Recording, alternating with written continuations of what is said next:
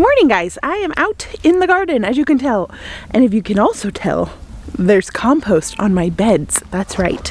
But before we get into this video, let me introduce myself. If you're new here or just don't know, my name is Kylie Gray. You are here on our farm in Central Oregon.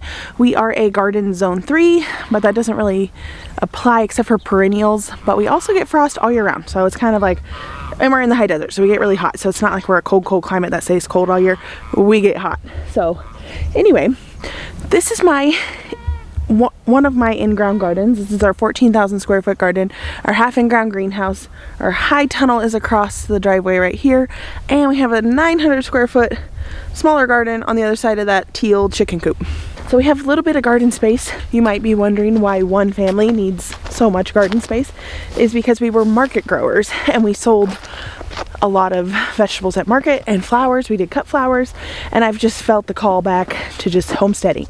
But with that being said, we are taking this half of the garden, which is the majority of the garden, the smaller side, which is where you can see all the compost on these beds, and there's 5 beds back here. They're 5 feet wide by 50 feet long back on the side of this greenhouse. Those are all for our family this year, and obviously, and then the rest, there's 17 other beds. We're doing a community garden with our church, which is why I'm out here today, because the church is coming by to blast it out on the church announcements and all over their websites and everything. So I just want to get it spruced up. I was like having a mild stressor because I'm like, this is like not the prettiest time of year to come see the garden, especially to be blasted out all over. And I understand I'm a YouTuber and I YouTube and I film my garden on a regular basis to be on the World Wide Web, but there is like a difference when you're sitting in a church of a few hundred people and they're beside you and that's your farm on there, and it feels more vulnerable, I guess, than sharing it all with you, because this is personal, you know, we just like me and my camera. So anyway, the moral of my story is I'm coming out here and I'm going to be cleaning up. I actually am doing my personal, so when I don't know what to go, so this half of the garden, the left side of the garden, if you're facing the greenhouse, is what we're still needing for our family. We still have 15 beds, but they are smaller because we have the fences, the outline of our curved driveway. So some of the beds may be only 20 feet, 25 feet, but then we'll have some big ones in the back that are 65 feet, I think. And over here, this is the long side of the garden. These beds, I believe, are 65, 75 feet. 75 feet, maybe. And then we have some smaller beds behind the greenhouse that are like 25 feet back there, and some 50 footers over here. So all in all, there's 17 beds, but they range in size from, you know, I'm just gonna pace this out because I can't help. I need to know these things. Okay, these are 60-foot rows. Okay, so I was way off, sort of. But what I've been doing is, because we recently purchased our tractor, and we call him Henry because the nice man we bought him from was named Henry, and I think Henry's just a cute name for a tractor, so we all affectionately call our tractor Henry. And he's just this little Branson. You'll see him out here. I'm gonna be, hopefully I can compost this last bed. I'm gonna do some clean. This is the only bed I didn't compost. This bed, I had planted this perennial shrub here, which I think I'm gonna dig up and move this spring. It is not an edible shrub. I think it's spurge. I got it from another gal here in La Pine, another gardener here in La Pine that just wanted some people to come up and dig up things. I think she's a YouTube subscriber. So if you're watching, here's where I planted your spurge. But I'm gonna move it because I have elderberries and certain plants, and I think I just want edible plants along this way. So like gooseberries and currants and elderberries and raspberries or whatever. I think I have a serviceberry up here too. Serviceberry, yeah, I do. So edible things that do well outdoors here because of our harsh climate. So this is the bed I want to clean up. I have some mullein, which is a very valuable herb, and I have been using a ton of it for our respiratory illnesses that I've been having. The last one I had, it was super like respiratory.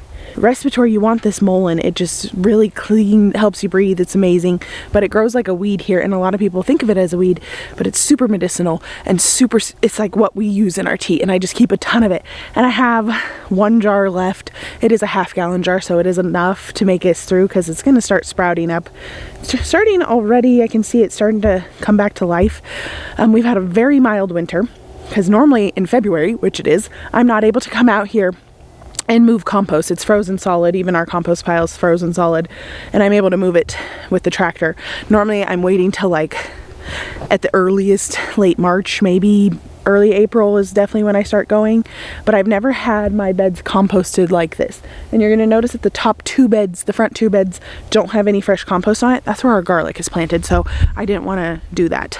Also, I'm kind of foreshadowing some possible questions, is we are a no-dig garden, so we do not till, which means we don't like to disturb the soil, but yet I'm running a tractor in here, and essentially in my brain I'm kind of like, it's a 14,000 square foot garden. Now I don't run a tractor in my little garden because it can't fit, but I would if, I probably wouldn't even if I could, because there's only like 5 beds and then the perimeter.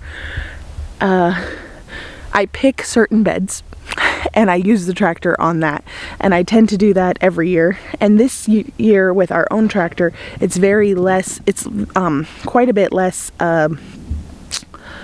We used a Bobcat tractor in the years past, so a track loader, and it was a lot more damaging than our little tractor is. And right now the surface of the ground is pretty, it's all right. But also my limit for no dig is if I have a stubborn weed, which we have what we call wiregrass. We just named it that because it literally looks like a ball of barbed wire when you dig it up. And we have the underground, we have an underground river that goes right underneath this garden and in our back meadow. And so typically this grass is found along the river, and it's like a hollow tubular grass, but it goes super deep. It is just like a matted, I've shown it on the videos before. My cats are all out here and they are crazy. We have quite a few cats. So with crazy weeds like that, we dig them up. So technically we're no dig, but I will dig if I need to. I'm not like dogmatic about it. And also we have, let's see if I can find a good one right here. This, you see how the pathway, the living pathway, is encroaching in? We originally had this whole pathway cardboarded and mulched, but the weeds just kept growing up in it, so I just embraced it. And they have started to come in to the beds, so I'm going to edge it.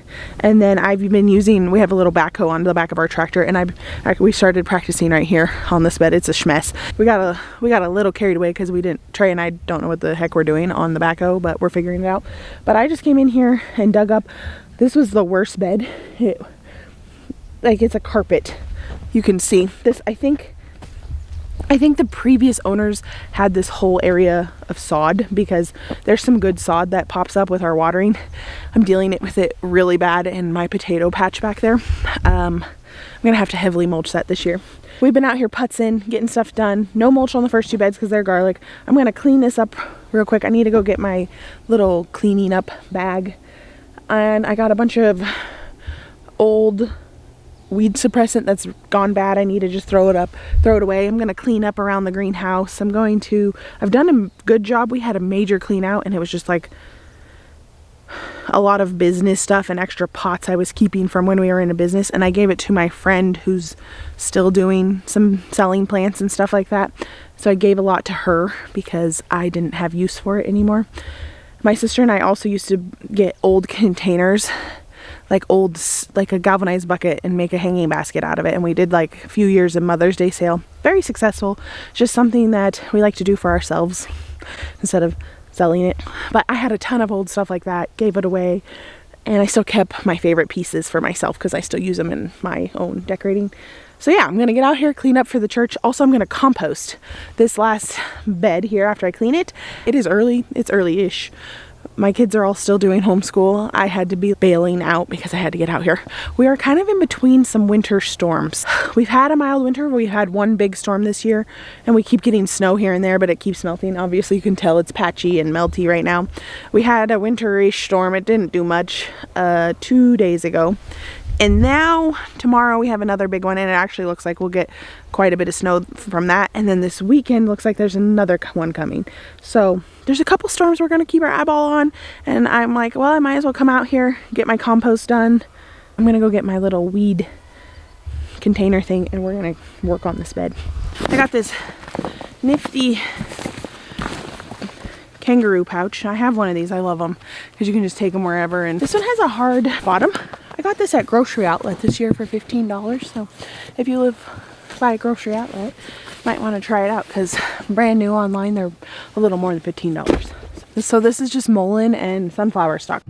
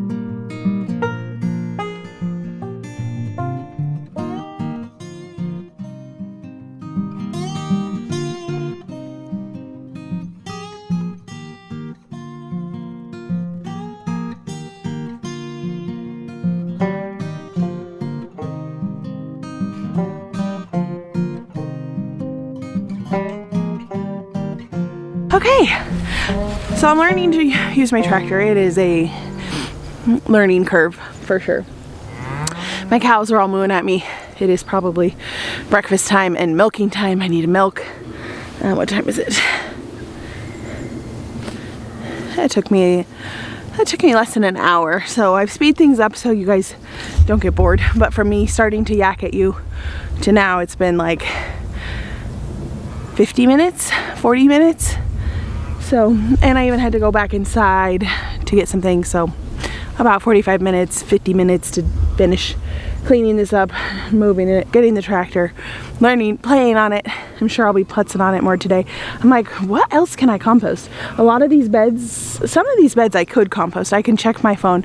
I went through each bed and walked it and was like, okay, some beds we actually need to re-cardboard because a lot of these beds had the year off last year and they were amended with compost last year, but they weren't planted in, and the weeds just loved it. So we need to deal with that. So I'm going to re-cardboard, especially my first two big beds on the other side of the tractor over here.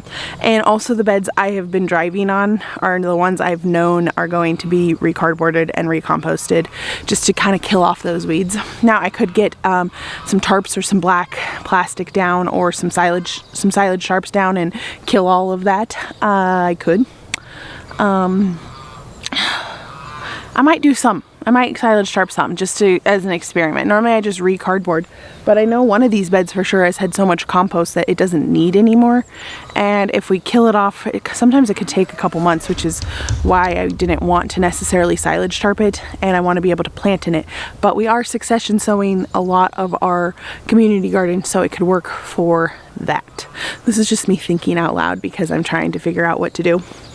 I don't want to waste compost. I do have plenty of compost. We got all of the free compost from the recycling center in the fall. In September they did a free month, and we just rented a dump trailer with my parents and just loaded up. We got a lot of yards. I think we have 14 yards over there, so which I still need to redo basically my entire high tunnel with compost, so I was kind of saving that for that.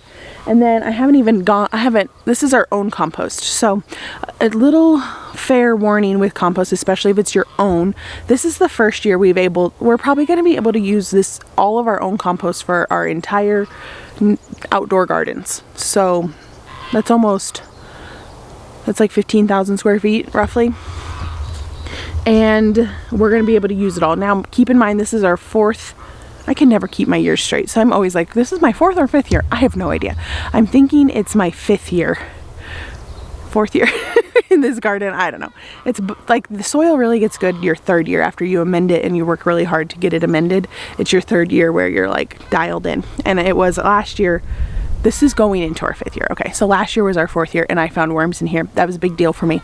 In our climate, in our soil, worms are very hard they don't necessarily come by it naturally, but I have some like huge earthworms in my gardens around my house where we've been mulching and doing it longer than we've been gardening out here. So I knew we could get them.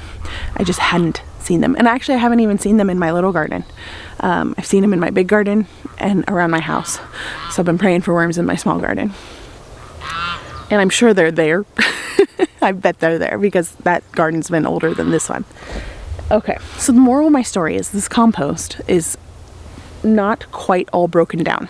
We gathered it up in November. So keep in mind, we don't plant in it until April, the very end of April. So November, December, January, February, March, April. That's 6 months. That's it could be considered pushing it for compost, but also keep in mind that this was from the winter before. So we feed our cows. It's like a sacrifice area, and when the weather's good, we'll feed them under, or if the weather's super bad, we'll feed them under their barn so they can eat in dryness, or if the weather's good, we'll spread it all around because we like to move their piles away around so that rebuilds the soil, and so it builds up good soil and good pastures.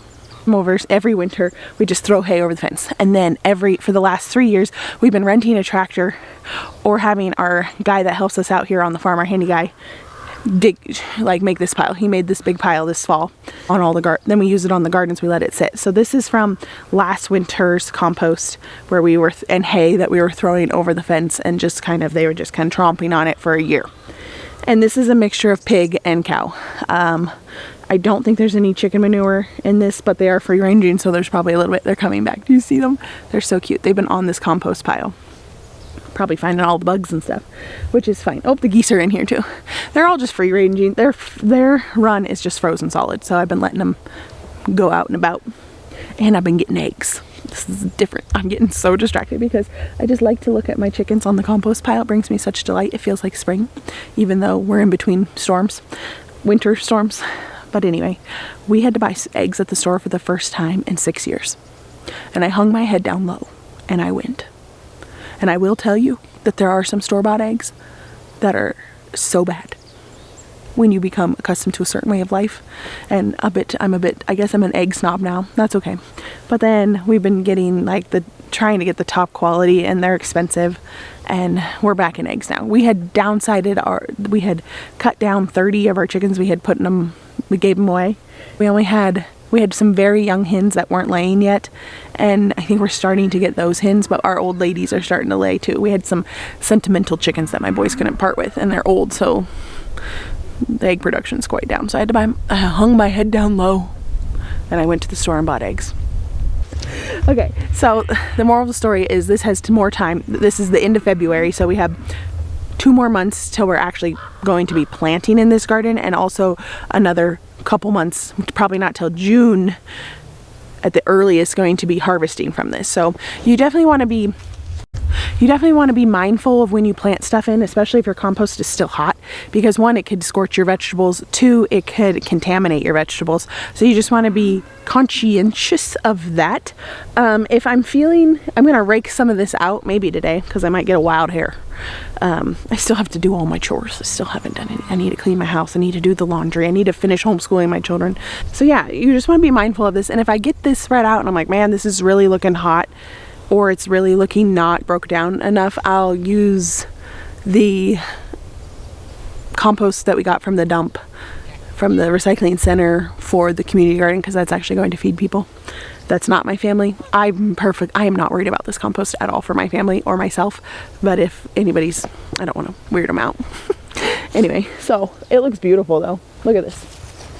Look at that. It's gorgeous. It smells like dirt. It doesn't smell like poop, so that's good. So, and it's just wet and moist, and it's been wet and moist out here, so it's just kind of clumpy and gross, but it's going to get spread out. And I've been using this for the majority of my beds for the last few years, and it just blends in beautifully, and it becomes this beautiful,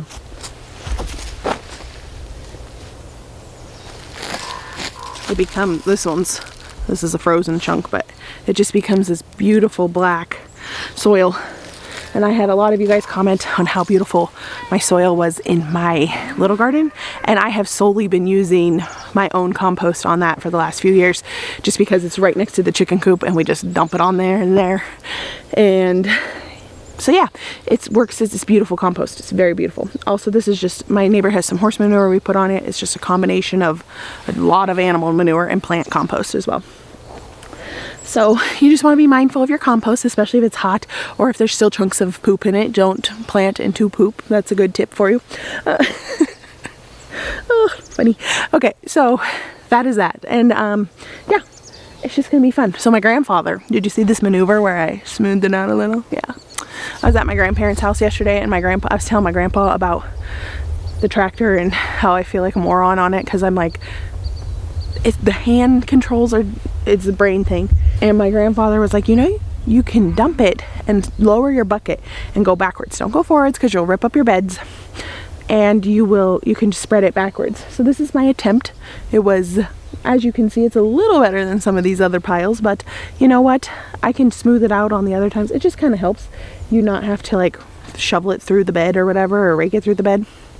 Well, it worked really well. I need more practice with it. But I'm grateful that my grandpa told me that. So that's a nugget of knowledge I'm gonna put in my pocket for all the days of my gardening. And so far, this tractor is such a blessing. We went in, if you missed that video, we went in on a tractor with my parents because it's quite the investment. And we got a little used Branson over here. It's adorable. I love it. This is the first time it's actually been a workhorse for us, because we've been just playing on it and moving things that really didn't need to be moved. This is the first time, and it is like, I've never had my beds composted this early. And there's a couple, obviously the tractor, but then also it's February, and not normally, I guess, some Februarys are different than others, but I would say statistically, more often than not, we are under a lot more snow than this in February. And our ground hasn't really frozen that solid. I can like pick up dirt over here, and obviously there's a frozen dirt clod here and there, but normally at this time of year you need like a pickaxe to get anything up, and it's coming up with just my bare hands. And I was able to shovel out those mulleins. So yeah, so that's that. did get a bed clean. It's a beautiful day. I probably should go check on my greenhouse sinks. Those onions and my shallots that I left down in there, I don't think they've sprouted. I'm considering moving them up to the rest of the laundry room seeds because I do have space for them, just so they can germinate. And it's going to be cold this week and through the weekend, so I want to give them time to sprout. They would. If I just left them down there, they'd be fine, but I'm kind of feeling that urge to start more seeds. Start more onions, and I might start some more onions because I'm feeling like I don't have enough.